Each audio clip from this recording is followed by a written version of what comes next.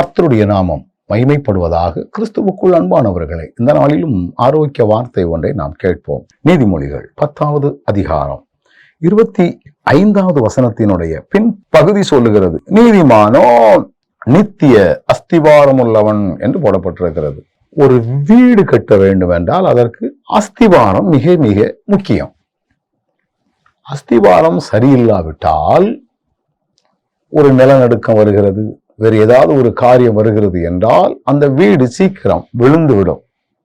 அதற்காகத்தான் இயேசு கிறிஸ்து கூட தன்னுடைய வார்த்தையினால் சொல்லக்கூடிய ஒரு வார்த்தை, கற்பாறையின் மேல் வீடு கட்டினவன் மணலின் மேல் வீடு கட்டினவன், ஒன்று விழுந்து போனது ஒன்று நிலைத்து நிற்கிறது அப்படிங்கிறத நம்ம மத்தேயுவில் நம்ம வாசிக்க முடியும்.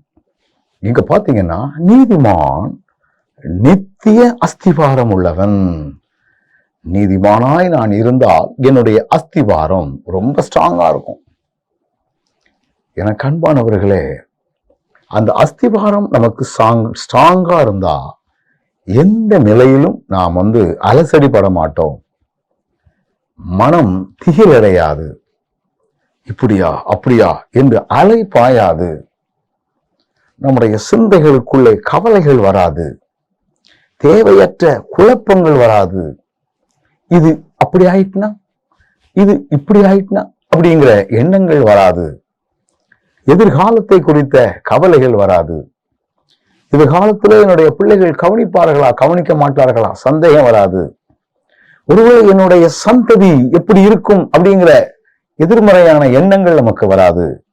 என்னுடைய உடன்பிறப்புகள் என்னை கவனிப்பார்களா என்கிற எண்ணங்கள் வராது. திட அஸ்திவாரம் உறுதியாயிருக்கும். நம்முடைய இருதயம் ஆண்டவரில் உறுதியாயிருக்கும் என்று வசனம் சொல்லுகிறது. நான் நீதிமானாயிருந்தால் அஸ்திவாரம் போல திடமனதாக நான் இருக்கக்கூடியவனாக என்னை மாற்றிக்கொள்வேன். அப்பேற்பட்ட ஒரு பெரிய பாக்கியமுள்ள வாழ்வை ஆண்டவர் நமக்கு வைத்திருக்கிறார். கண்களை மூடுவோமா? நல்ல ஆண்டவரே, இது அருமையான வேளையிலும் நீதிமானோ நித்திய ஆண்டவரே, வசனம் எங்களுக்கு மிக தெளிவாக சொல்லுகிறது அப்பா.